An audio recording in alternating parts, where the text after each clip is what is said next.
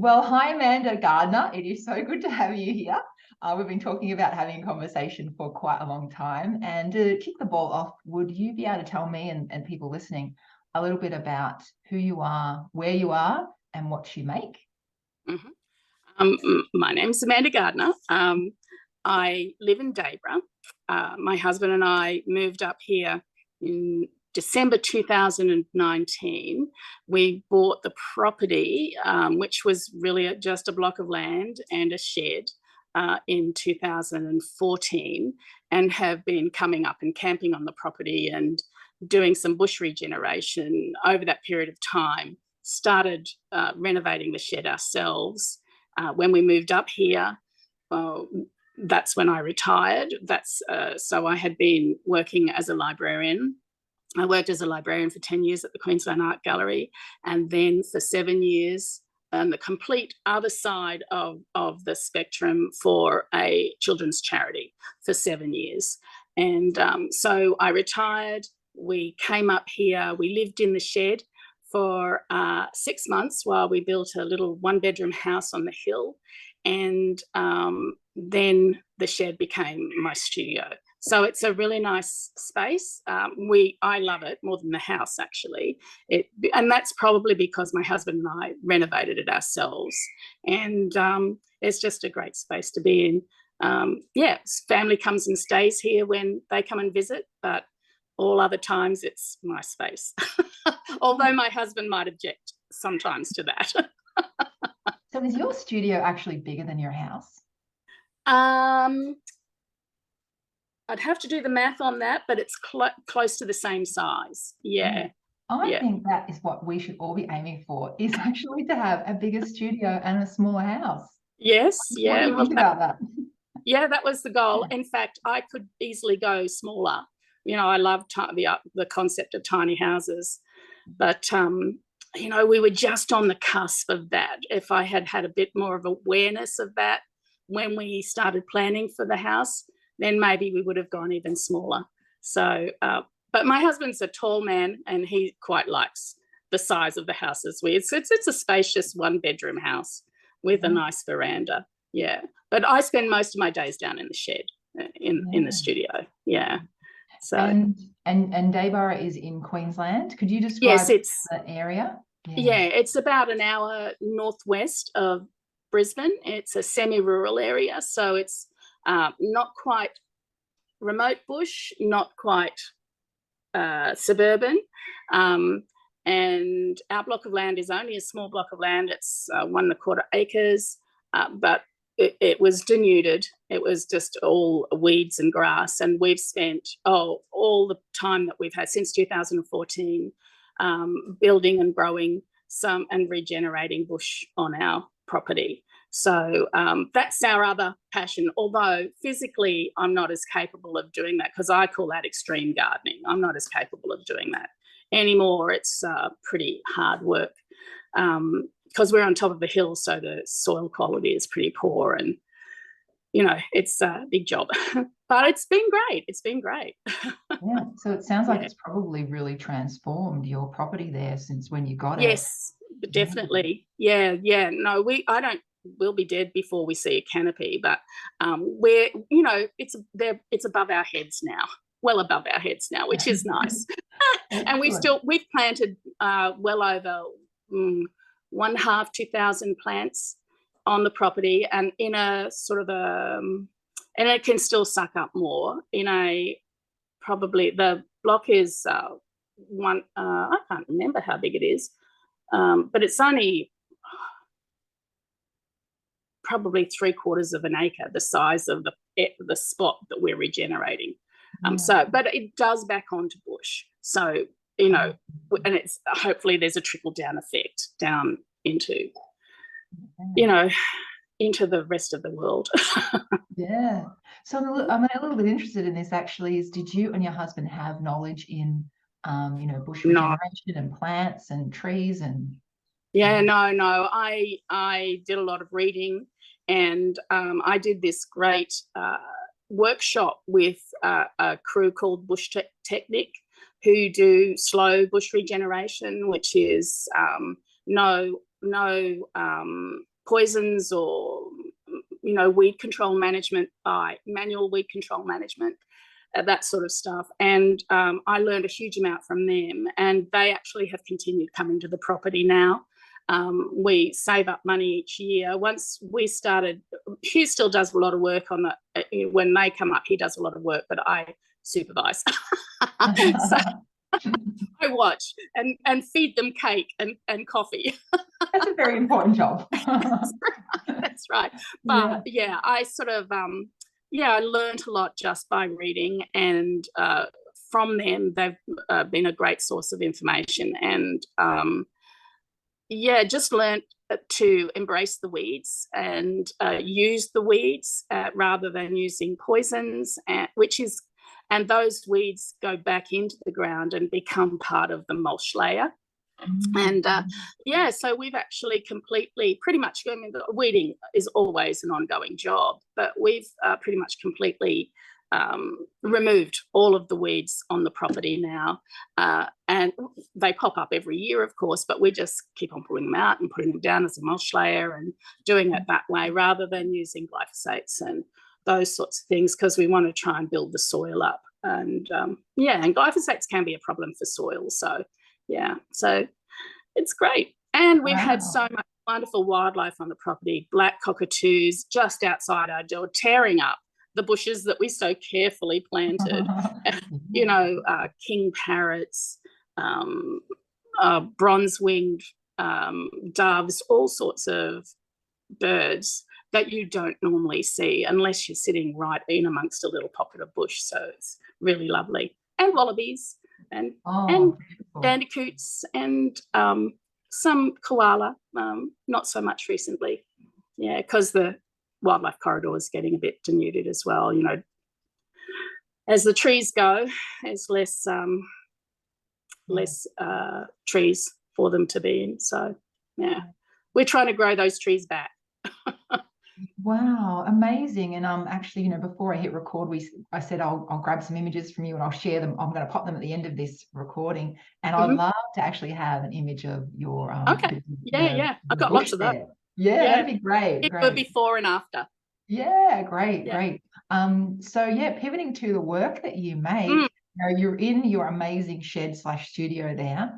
Tell us a little bit about what you make and what sort of drives the way that you make as well. I make collages at the moment. I started making collages when I'm self-taught, and since I've retired, I've been able to have the luxury of being in the shed pretty much all the time. And so I've been trying to educate myself, not being able to go to uni or afford to go to uni. And so I was trying to paint. So lots of artists probably dabble in lots of different things. So when my kids were teenagers, I started dabbling in fiber arts and spinning and weaving and all of that sort of stuff. Jewelry, bit of jewelry making. And then I started painting because I hurt my hands, and jewelry making with brass crocheting with brass is pretty hard on the hands. So I hurt my hands and decided I needed to pivot. So I thought painting would be something that I could physically do, and but it never quite took. And I knew that I was missing something, and I ended up doing a 3-month intensive online course just before COVID, and learned about the elements of and principles of design and composition. And I was trying to take that back into painting, and I was just getting so frustrated. For some reason, I couldn't manage it. And one day I thought, you know what, I'm just going to, and I've done collaging, you know, when you do mixed media, you do add things to your paintings and that sort of stuff. So I'd done it before. I just don't know why it didn't click. But at that time, I got really frustrated and cranky. I actually remember throwing the paintbrushes down, going, I'm just going to do this with paper and see if I can understand what they're talking about in terms of design with paper. And once I started doing that, it was, this is the aha moment. This is it. This is what I really enjoyed doing. I started understanding the concepts.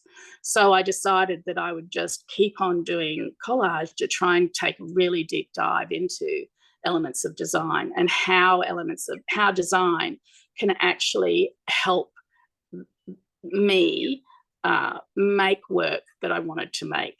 At the same time, I also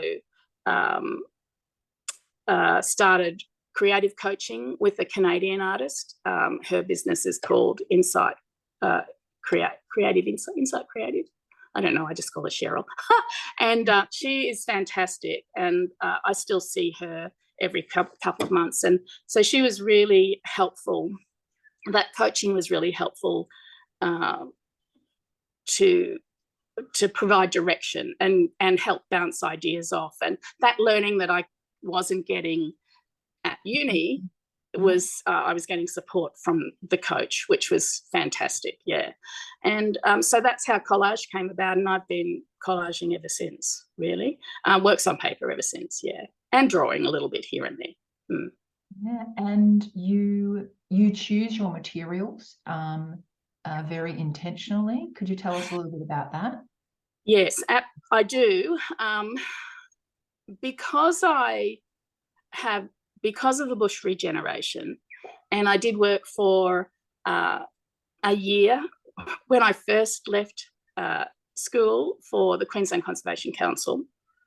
I have always had a bit of a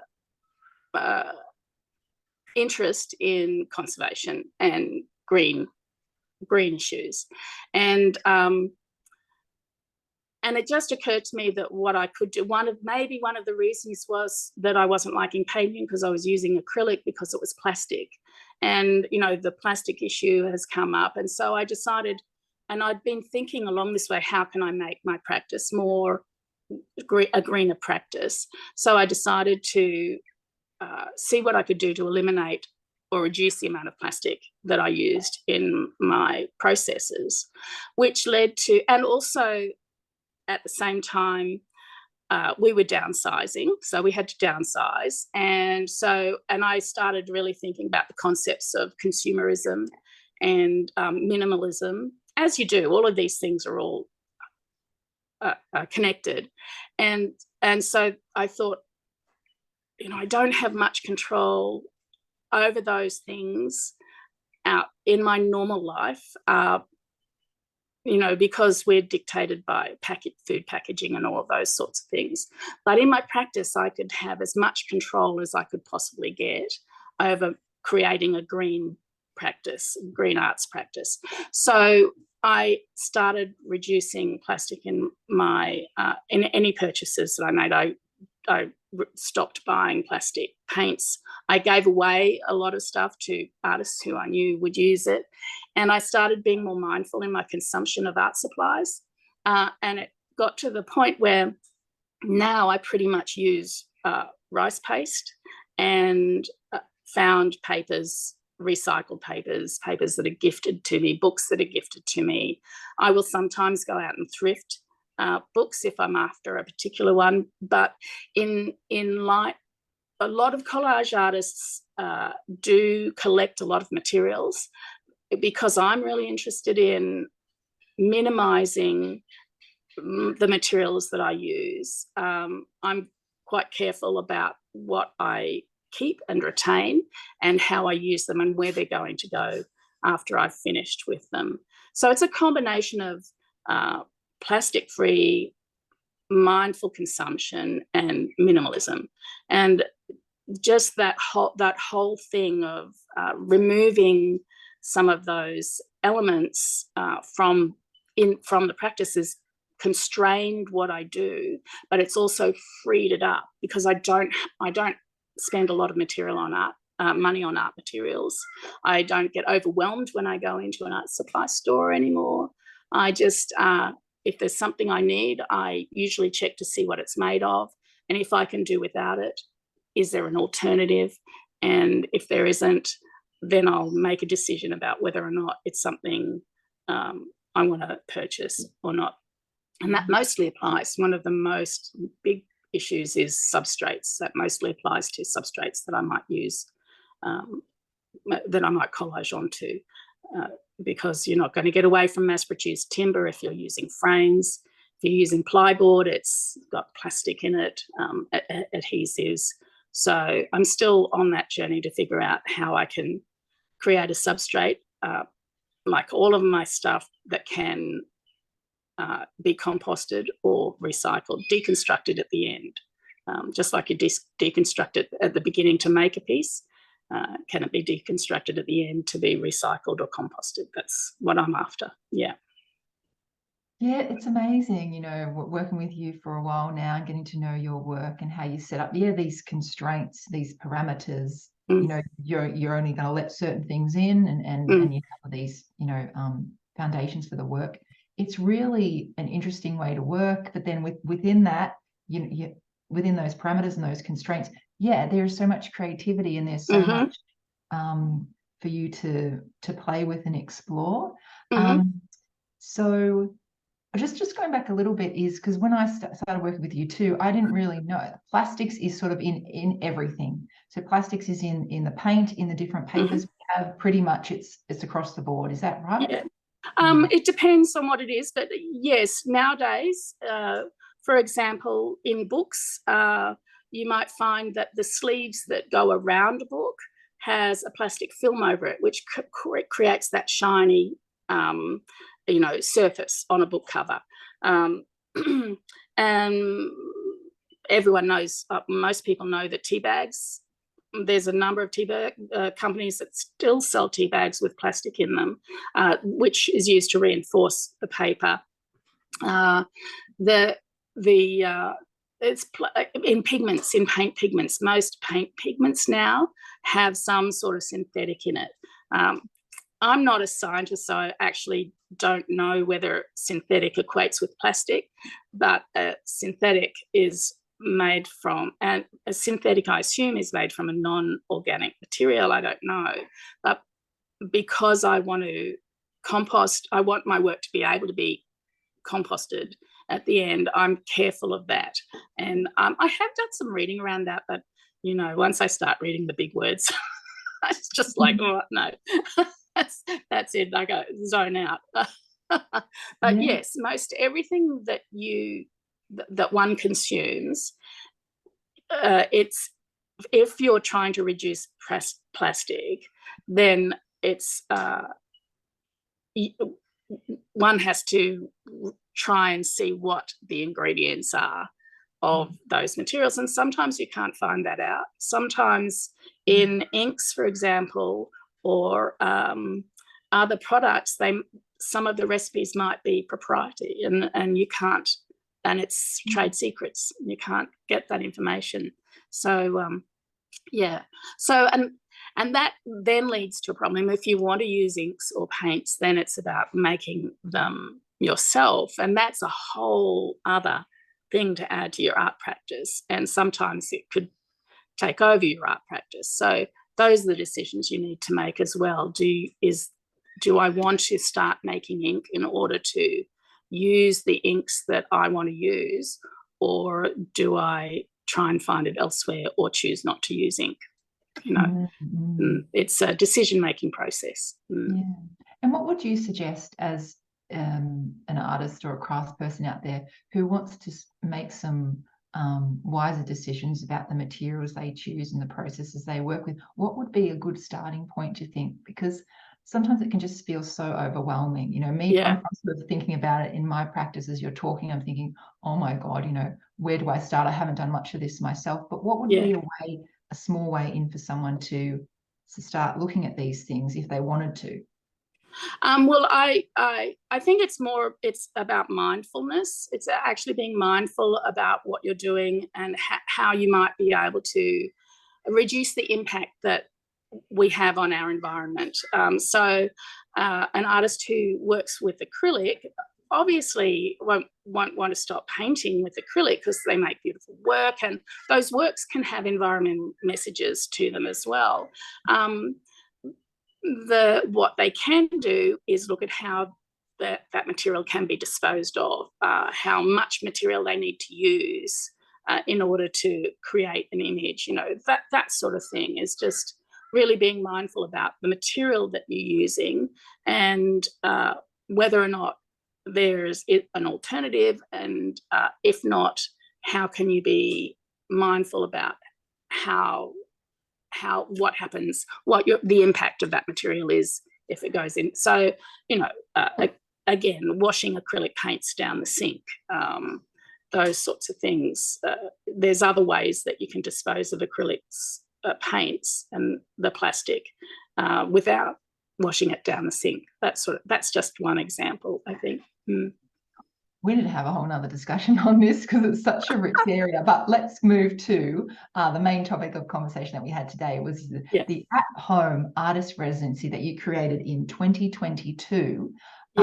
And I think I sort of knew about it when you were doing it, and then you shared a bit more on your website about it. But I was like, oh, I need to talk to this person because I'm really interested in residencies, more of that residency where you go somewhere, and it's a time and space model.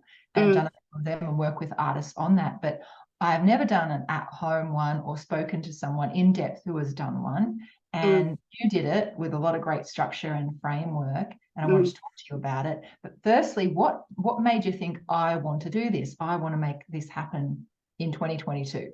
In 2022, a business opened up in Dayboro called the Churn Room, and the business owner created spaces maker spaces, so you could rent the space and go into the space. And she's a friend, and I said to her, well, it's so hot at home in the shed, it's still pretty hot, and usually over summer I just siesta all the time. So I don't get a lot of making done in summer.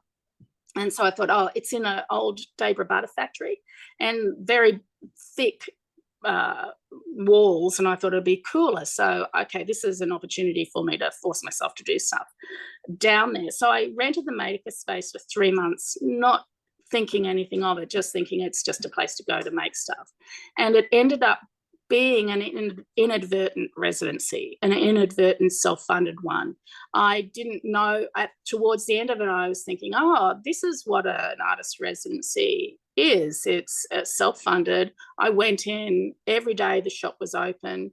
I got so much work done. I learnt so much during that 3 months, and it was in a beautiful environment. So it's very vintage chic, kind of industrial chic style. And there are a number of other artists working in the same space. So a lot of the work that I made, small collages, felt very much like that space as well. So so that space influenced the work that I was doing, the capacity to go in every day, because I paid for it and I was going to get my money's worth. So that was consistent working every day. And at the end I had a little showcase of the work, which was just really fun, and just realized, oh, that was a residency without meaning to do one. Which made me think, oh, I'd really love to do another one because it was so productive. But I could not afford it, and I'd never done one before. And so I thought, and I wanted to just get straight back into working. So I just thought, oh, I wonder if I could do something like this at home, which is what I ended up doing. I ended up thinking about, okay, how can I do this at home? And just did it. Yeah. So what was the time gap between when you finished at the Churn Room to when you started your residency at your home studio? I think it was January, February, March. And so then probably I started it in August and did August, September, October. Yeah. And so, a big question I had as I was thinking about talking to you yesterday and musing about what we're going to discuss is, what is the difference between, you coming to your studio day to day, coming in there regularly, to an at-home residency? So what is the difference for you? For me, it was a project oriented. I created a whole project around that.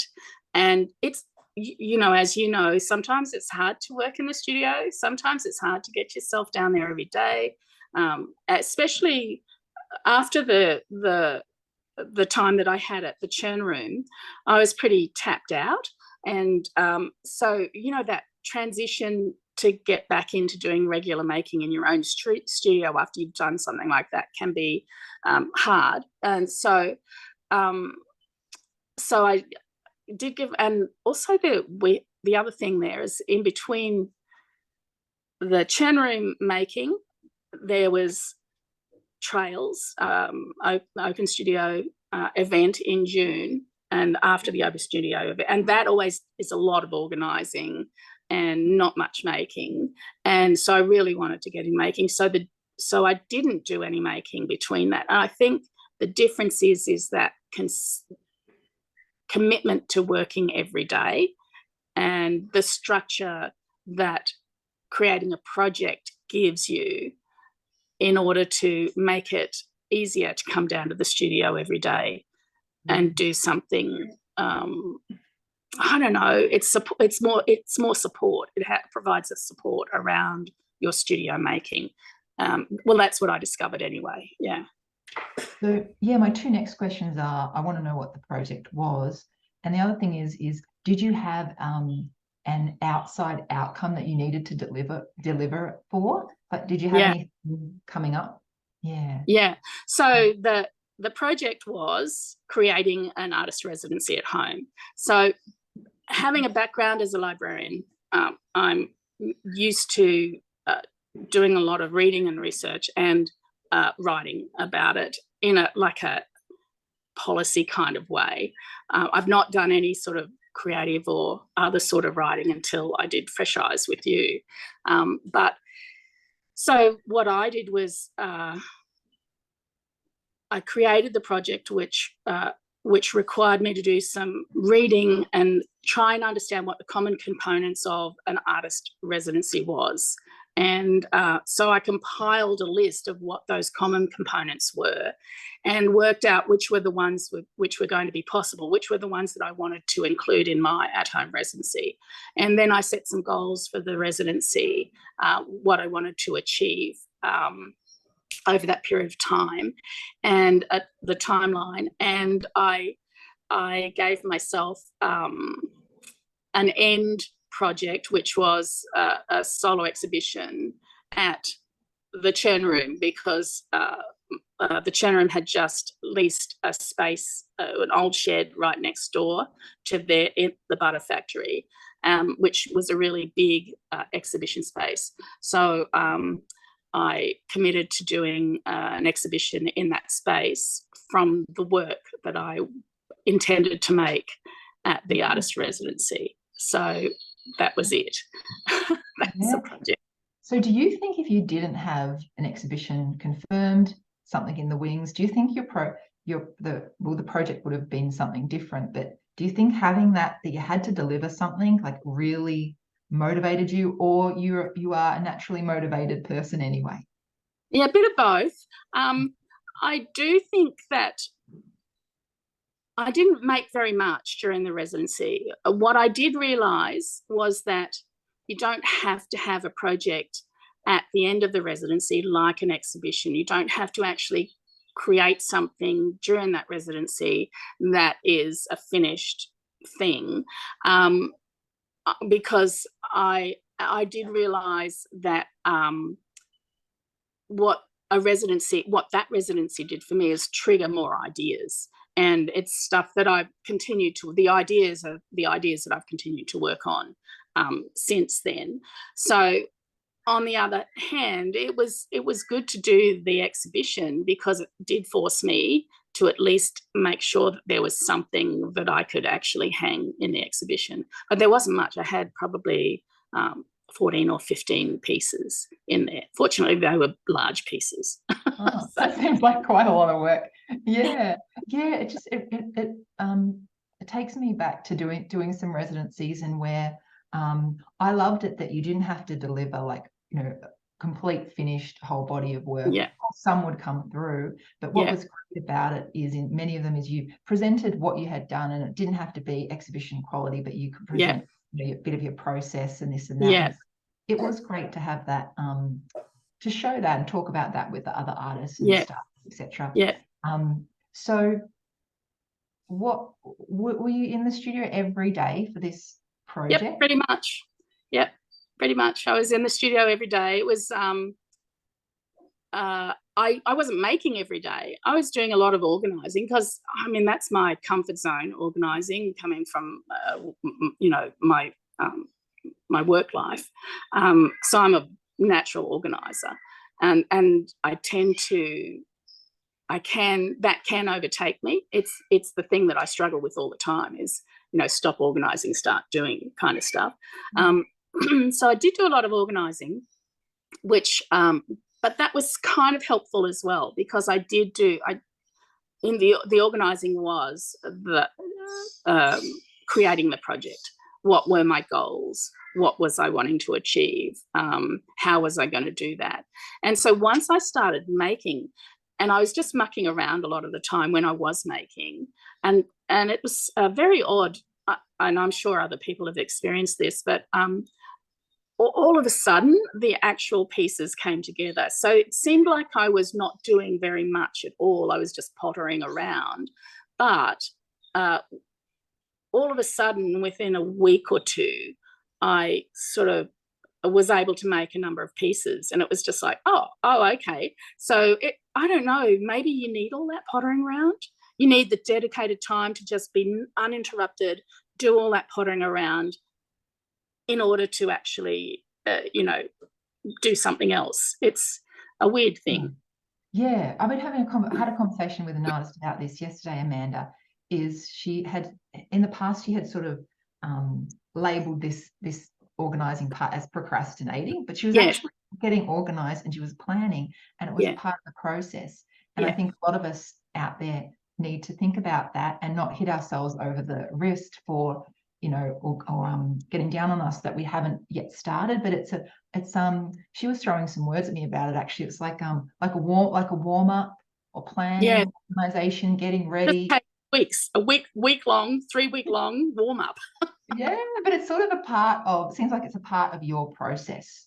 Yeah, I do I do read a bit as well. And since Fresh Eyes too, I've tried to write. I'm not great at reading. I mean, I'm good at reading, but I'm not great at retaining information. So often I have to read with a pen in hand and take notes, those sorts of things. So I'm a slow reader in that regard. I'll pick something up and I'll put it down. But yeah, even little snippets that you get from reading feeds into the whole ideas of the process. And I guess that takes me back to collage, in that collage is such an accessible form of image making. It's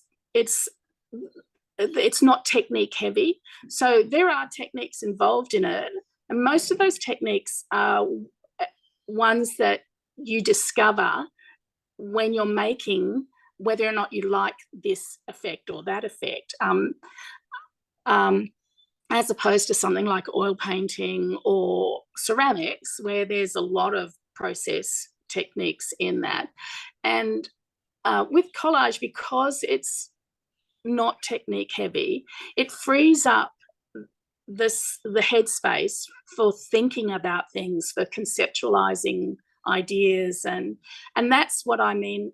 So the constraints of using rice paste and paper, and the fact that it's so relatively easy to actually create an image, does then, for me, mean that I want to think more about what it is that I'm making and what I am trying to communicate. So I don't know how that relates to what you just said, but anyway, it did trigger that blurb. Yeah. And so what were some of the things you were exploring in the project, you know, and sort of some of the themes that you had intention to explore, or even some of the themes that arose from your explorations? Yeah. At first, it was a continuation of the identifying how I could make visual images with design and composition. And it was really just, that's always been my focus. It's always interesting, and it's always, it's a skill that you can always work on.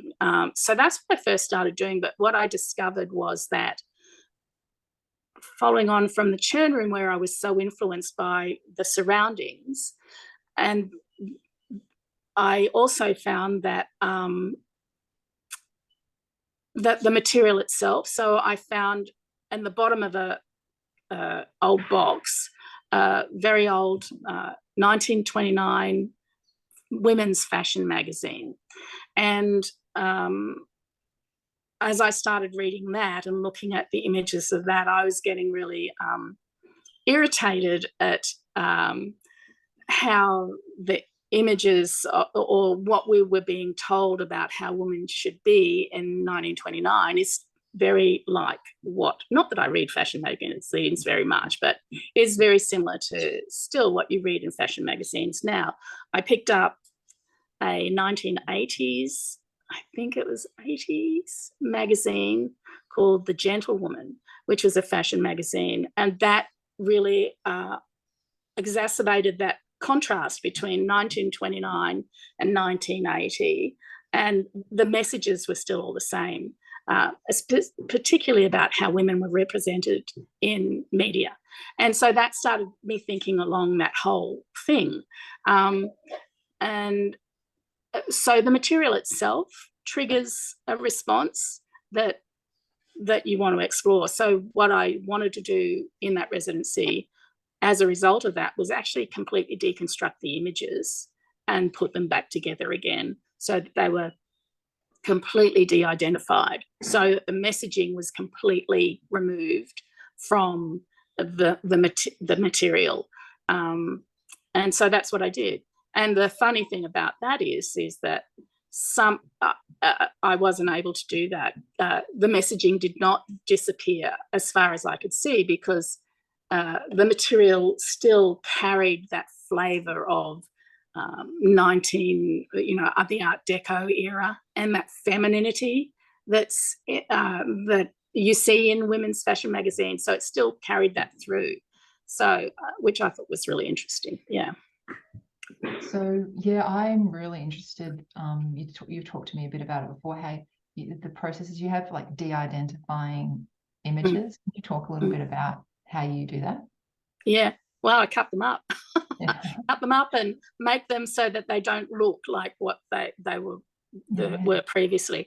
And there's a practical reason for that too, is because collage, people who make collage appropriate images, and so you have to be very careful about that.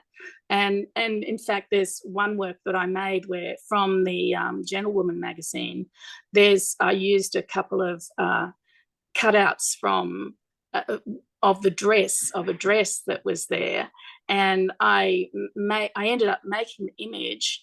And it wasn't until months after that I realized, oh my goodness, someone could recognize that as a Marc Jacobs dress. And is that going to be a problem for me? So, so mostly I de-identify for that reason, but also de-identify as with this. At the same time, I was trying to de-identify the messages, or trying to remove the messaging from the material. Yeah. So. And then the other day, this might have been for a different project, you were like just distressing the material. Yeah. Like you take off layers as well. Yeah. Yes, I like to do that. Yeah, I love that. Yeah. Yeah. That's kind of a new thing. I'm still trying to figure out how best to do that without damaging the paper. And it works differently on different papers too. So more contemporary papers, the ink often sits on the surface of the paper, so it comes off in a fine powder. But with vintage materials, really old books, the ink seems to be absorbed into the paper. So you have there's different effects that you do. So because I don't use other materials, the only way I can create texture in a 2D work, especially flat work, is by destroying the paper, by sanding it or scrunching it or tearing it or stretching it or whatever, cutting it. Which is such an interesting sort of process to explore. If you can't add anything to it, how can you change the state of it? Yeah. were there any outside people involved in your residency at all? I mean, did you check in with people here and there, or any technical advice, or was it just you? Yeah. I can't remember. I tried to think about that when you sent through those questions, and I talked with friends about what I was doing. I probably talked with Cheryl once. She would have had one session there, and I would have talked with Bronwyn, who owns the churn room, in moving just about the exhibition. I can't remember. I honestly can't remember whether or not I actually went out to learn anything. I do remember that one of the components of an artist residency is the networking.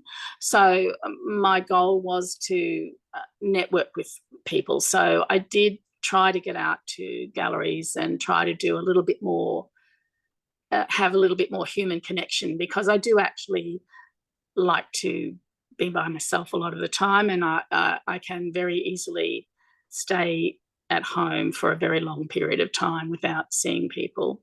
So yeah, that was a tricky one. I'd have to go back and ask people whether or not I spoke with them. I'm just really interested, because some people really,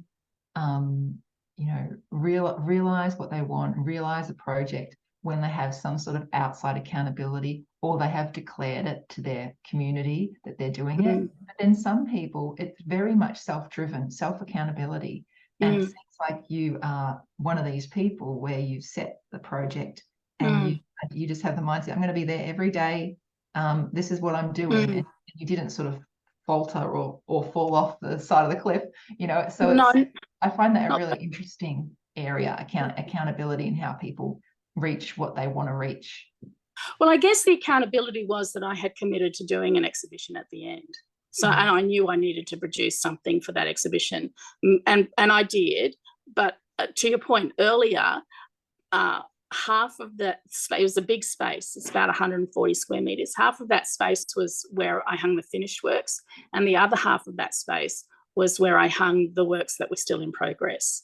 So, and I stayed in the space while the exhibition was open, so that anyone who came in I could have a chat with about them and explain that they weren't finished works and have a chat about the process. So I think that was the accountability, and the fact that the project itself provided a real structure. I had a real understanding of what I had set out to do, and that really helps. I think when you're in, when the daily studio, because I come down to the shed every day, sometimes you actually have to, before you start, decide what is it you're going to do today. So doing it in a project allows you to be clearer about your intentions. I mean, it's intentional, yes, I guess. And an at-home residency helps provide structure around that intentionality, I guess. Yeah. And it was a few years ago now, and I did want to ask you the question: what if anything surprised you, during the 3 months, or even after, looking back on it? Was there anything that surprised you that you didn't expect when you started out? The first surprise is what we talked about earlier, was that all of a sudden the work happened. That was the surprise to me. And the surprise was, that it seemed to be, that it seemed to be okay, that it was satisfying. So making the work and going, oh yeah, no, that's okay. I think that's okay. What would have been nice would actually, again, back to your point, what would have been nice was to actually be able to show someone the work and have some mentoring throughout that process, to say, yeah, that you're on point here, or maybe you could do this or this. That would have been helpful. But at the time, I didn't even think of that. So yes, the surprise was actually producing work. Yeah. And what role did writing have? You mentioned that, you did the Fresh Eyes program that year. Was that during the residency, or, and how did writing was this in September? Yes, I think it must have been, because it was August to October that the at-home residence. So it must have been, yeah. I just love what Fresh Eyes does. It helps me. I mean, because I had tried to do morning pages before and got sick of the sound of my own whinging, essentially, and gave it up for a while. And then when Fresh Eyes, when I did the first Fresh Eyes, it enabled me to direct the writing to art making, and it actually, the writing helps me problem solve. So if there's something that I can't articulate, I can write it down, or if there's a problem that I'm grappling with, I can write about it, and often have a conversation with myself about what's going on, and the writing helps me solve some of those issues, or at least get a better understanding of what I'm trying to do, or, you know, make me feel better if I've it sort of takes away some of the fuzziness that you get in your brain when you get a bit overwhelmed by stuff. By writing, you're able to more clearly see the issues that you're dealing with, I think. Definitely. What's the next question I had in my mind? Oh, yeah, you developed a great infographic resource for other artists and craftspeople. You know, very simple, but very useful. Could you tell us a bit about what this looks like and why you decided to put it together and share it? Well, I'll answer the why question is because when I was thinking of this residency, I was thinking I might try and get a grant for it in order to help fund the exhibition at the end of it.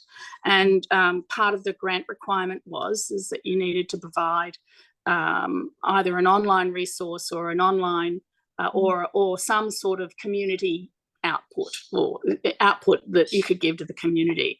So that made me, and in the end I didn't end up applying for a grant, but it did make me think about that, and I thought, it would be a good idea, and I do like community building, and I did want to share that idea of the artist residency at home, particularly because I live in a semi-rural area, and a lot of the artists here, you know, it takes a lot for them to actually go into the city or to do an art. I guess every artist, it takes a lot to do an artist residency, doesn't it? I shouldn't really assume just because you're away from the city that you don't have access. But anyway, that's what made me think of it. It was just, it'd be a good idea. And also, my previous job, I worked in a research team, and that research team did infographics all the time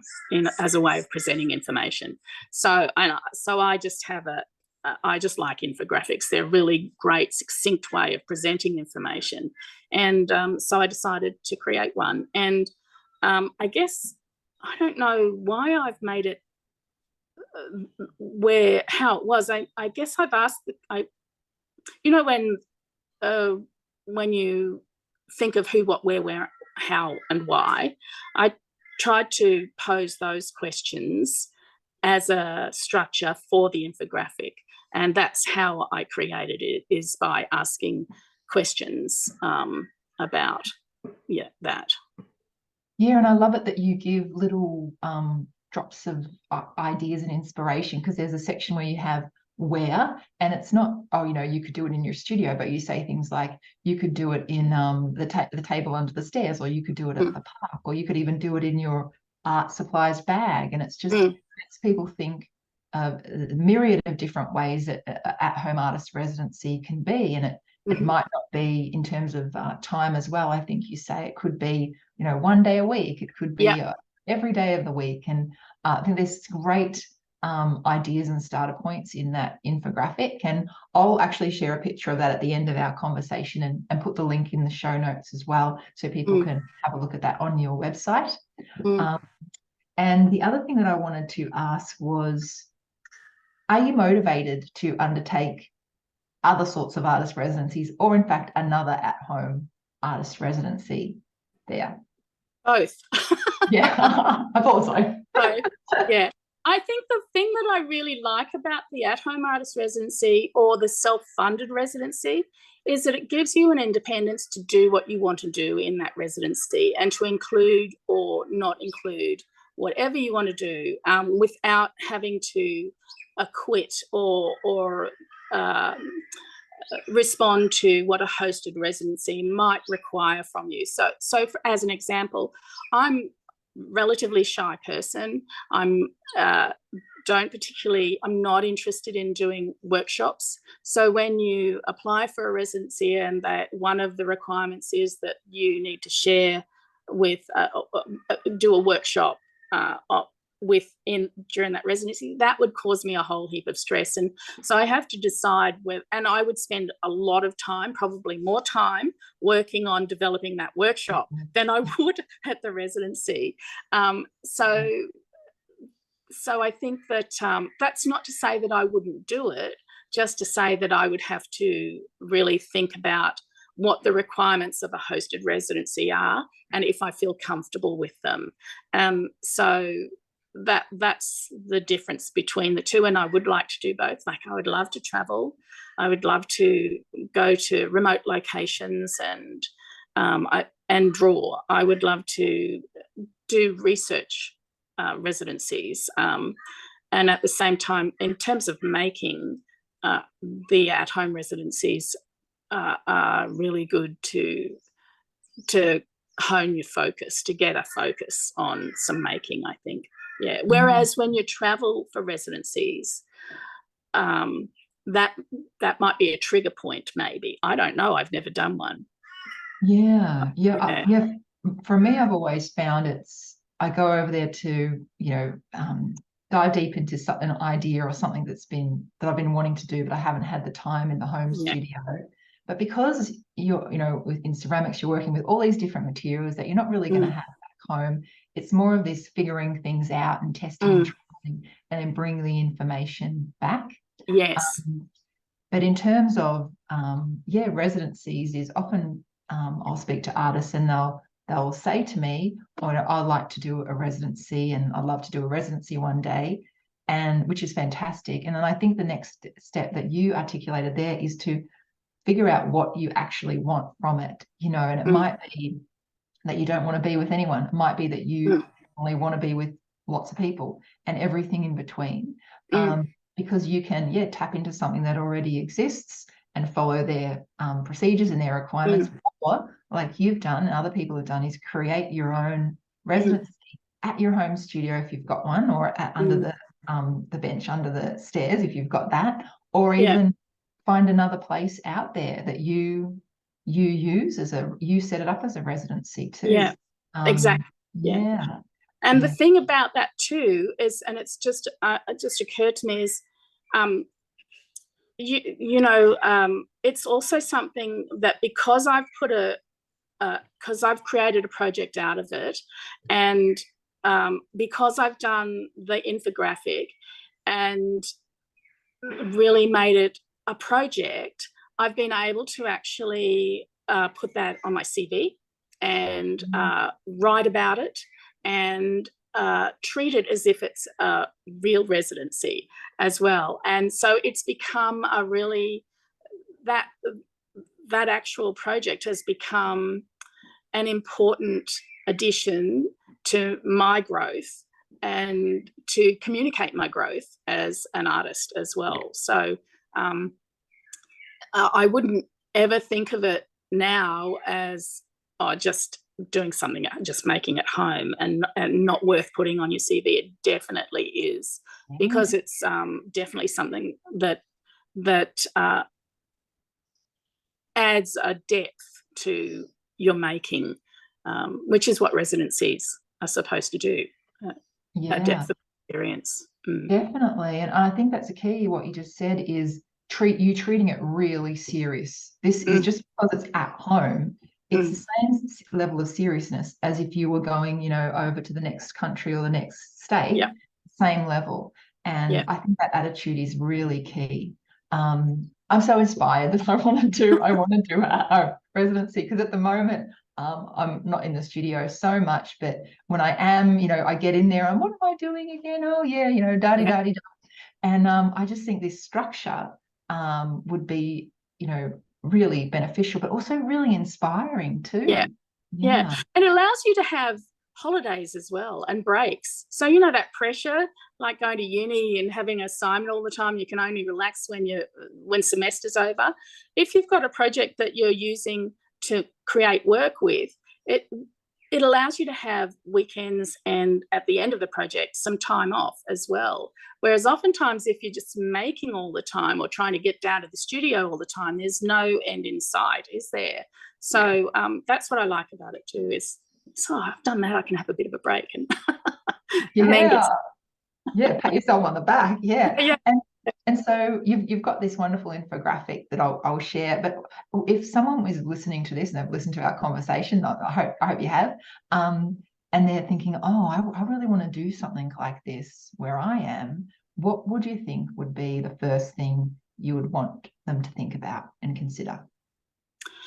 Oh, I think in the infographic, just read the infographic, because that answers a lot of those, or it doesn't really answer questions. It's not, the infographic is not a tell you how to do it. It's actually reflecting on questions about how whatever you might do would work for you. So so I would just say the only thing you would probably need to organise is to have the dedicated time and to ensure that your friends and family know that you're working on a project and you're not to be interrupted, like a do not disturb sign on your door. Or if you are going to do a residency and you need to find some time, take yourself out of that environment. If you want to do landscape painting one day a week, take yourself away out into the bush and do your painting one day a week. To actually create the space. So that would be the main thing, is to, wherever that space is, create some space in which you're uninterrupted and can do what you want to do. Yeah. And was that easy enough for you to do, Amanda, there to say to your husband, look, this is what I'm doing. I need you to stay away from me. This is my serious work. And he respected that. Yeah, that's right. And also I'm lucky in that I am in an area where I can be quite isolated. The shed's right away from everyone, so I'm fortunate in that regard. But yes, I did say that. I told my husband to leave me alone, and I told my friends that this is what I was doing, and they were respectful of that. So it's such a good point. If you're listening to this, set yourself up with your family and friends and let them know you're committed at these days and these times, and tell them that this is really important to me and that I need your support in this. And I think that people will come to the table and really respect your time and help you with that, and be excited, hopefully be excited for you, that you're committing to it. And so the last thing I wanted to ask before we tell off is, what are you working on now and next? I have been working on a photography project, which is addressing issues of identity, or my personal experience of being, someone 63 years of age, now 62, I can never remember, and that's an age-related thing too, possibly. Addressing issues of identity as a woman in our society, based on that idea of the representation of women in society and in media. So I'm started working on that project, and that's a photography project where I've engaged another emerging photographer to take some photographs, and hopefully I'm going to learn how to do some digital photo montaging. Now, I haven't got time to teach myself. I could teach myself, but it would take me quite some time. So I want to engage someone to teach me how to use Photoshop, and I'll see if I can get a grant to do that as well. So I've got a grant a continuing creative grant from the RADIF funding from Moreton Bay Regional Council. I think it's Moreton Bay City Council now. Yes, I've got a grant to engage a photographer and engage a mentor to do that, and that's sort of ongoing. And I'm also working with you, Amy, on developing another residency or project for myself. I think I'm going to, what we've been talking about in terms of drawing and collaging, I think I'm going to turn that into another project for working at home with, as another at-home residency, maybe. Or maybe I'll start it off with a self-funded space somewhere. Maybe I'll disappear somewhere for a couple of weeks. I don't know. I just had a thought, is you could do a studio exchange, This is something that people good idea. do. Yeah. That is a good idea. Yeah, have a think about that.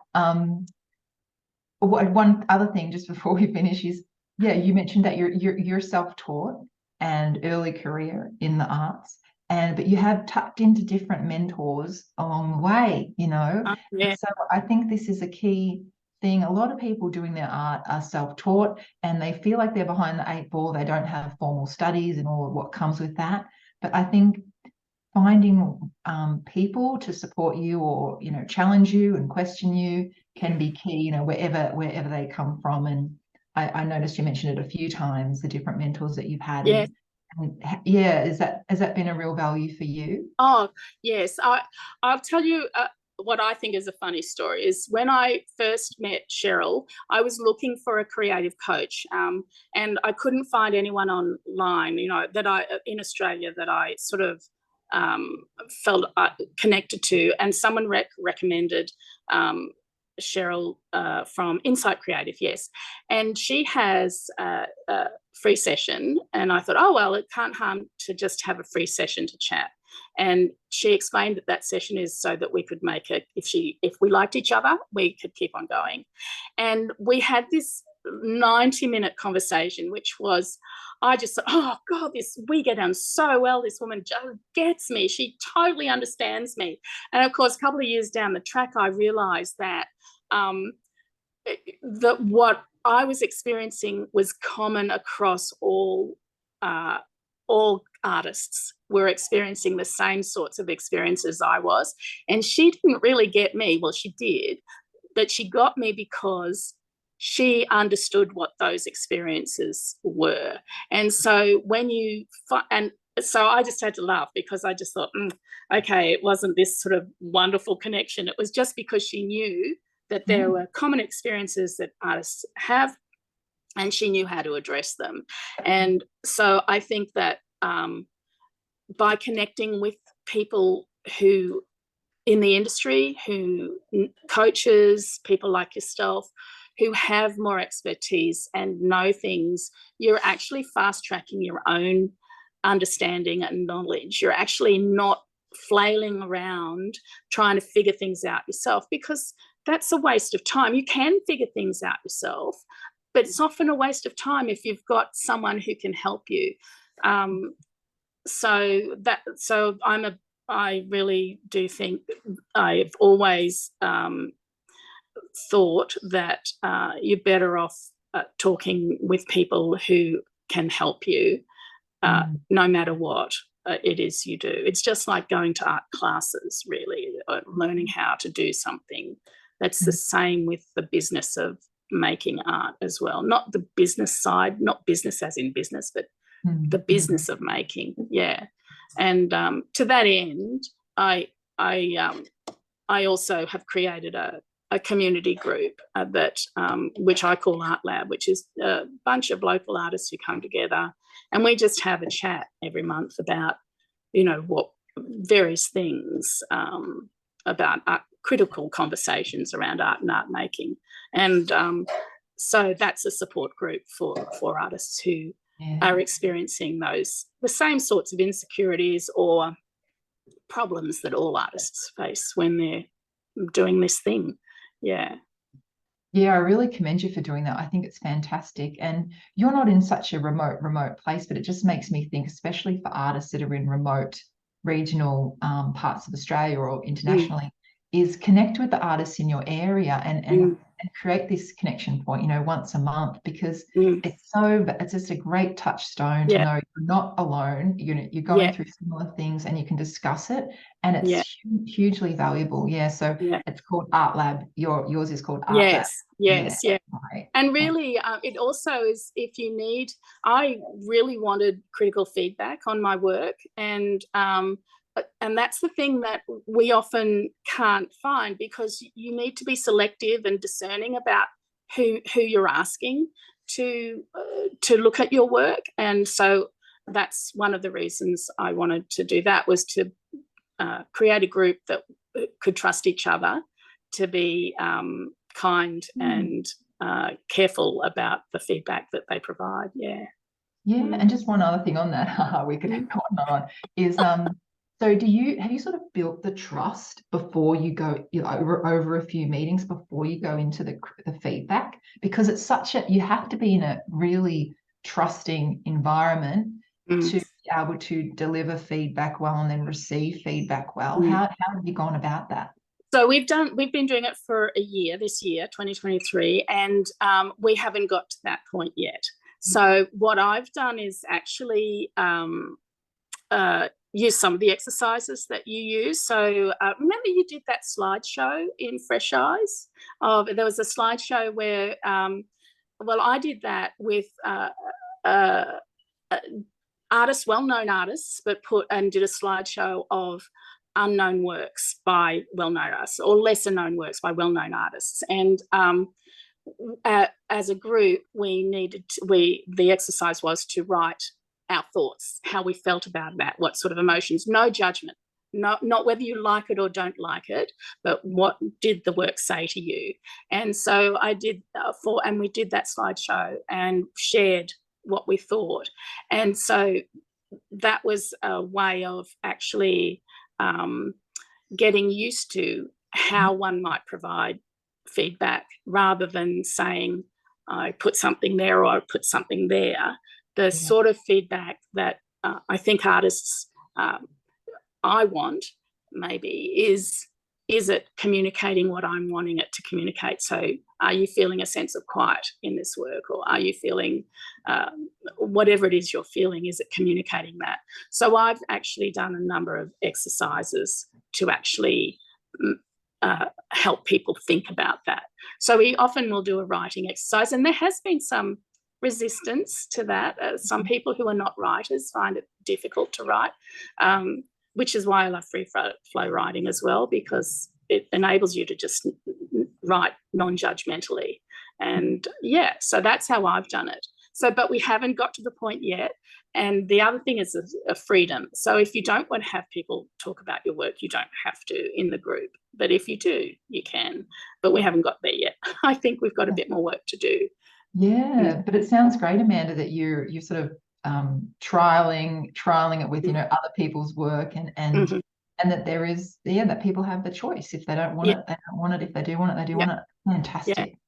Sometimes people need to talk about things, just like art competitions. If the feeling that you get if you go into an art competition and you don't receive a finals, or you're not in, or it's dealing with that perceived rejection, and talking about it brings an understanding that it's actually not a rejection of your work. It's just that you're in a competition with 1,000 other people. And be able to discuss this with other people is so important, because we can get all down and down on ourselves if we're just by ourselves, with the same thoughts spinning around. But chatting, having conversations with like-minded people, and writing as well as a way to move things out is fantastic. Well, we better tail off there. Oh my God, this is a great, long and wonderful conversation. Thank you so much for speaking so freely about the experience that you had at your at-home residency, about your studio there and your work. It's just been so fantastic. I've really loved chatting with you. Thanks for that. And I will put, thank you for watching. If you're watching, I will put some images coming up right now of Amanda's amazing work and the infographic that we discussed. And what are the best ways that people can connect with you, Amanda? Instagram, I think, or not Facebook. I am on Facebook, but mostly Instagram or email. You could subscribe to a newsletter. Not that I've ever written one yet. That's another thing to talk about at Art Lab is, you know, how to set up your newsletter and do all that. That's a new thing. Getting off social media or using your own website and using email. I don't know. That's a whole other thing, isn't it? It is. It is. What's your Instagram handle? It's at _Amanda Ivy _. Excellent. And I'll pop that in the show notes too. Okay. Great. Thank you so much. And thanks everyone for watching, and we'll see you soon. Okay. Thanks. Bye.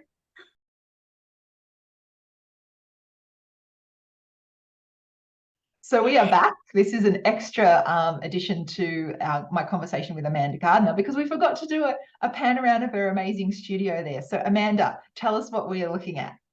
Well, at the moment you're looking at the neighbour's yard, or, well, no, that's our yard, but down below that is the neighbour. And then I'm just going to pan around.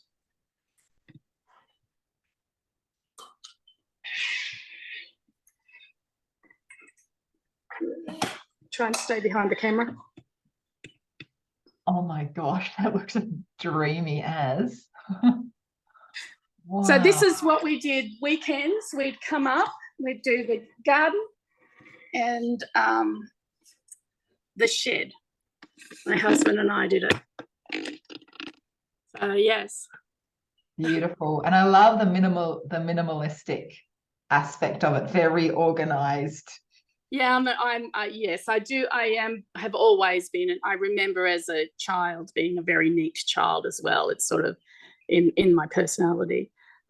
Yeah, but I mean, it's a bit of a mess at the moment because my husband's changing the doors over, but it's a good space, and the lounge area is really lovely. So often we'll just come and relax down here. It's like a second lounge area really, and that's where the kids come and stay. And yeah. Yeah, it just made me think, yeah, it's not ceramics, Amy. That's why it's so clean, and it can be almost like a living area. Yeah, you've got the sort of clean materials. Yeah. Yes, that's the other thing that's so great about Works on Paper is the storage is so much easier because you can store it flat and clean in drawers. Canvases, frames, they take up a lot of room. Ceramics takes up a lot of room. Although there is a friend, Anne, she's a ceramic artist. Her Instagram handle is the Muddy Dragonfly, and she's just built herself a shed and had just recently had an open studio. And one half of hers, and she comes to Art Lab, so and she's done open studios with me here. And one half of her, when she built her shed, it's a bit smaller than this, but she built it and she had one half as her lounge area and her gallery wall, because she draws as well and paints, and the other half is her pottery studio. So in the open studio, I forgot to take photos of it, but in her open studio, like her pottery studio was, you know, all over the place, organised, but pots and things everywhere. And she had this beautiful gallery exhibition on the other half of the shed. So, which was it looked great. Oh yeah. Oh, that's the studio I dream of having one day. Oh, fantastic. Thanks so much for reminding me that we had talked about having a pan around. Can you do one more pan for us? Just sure. As we tail off. Yeah.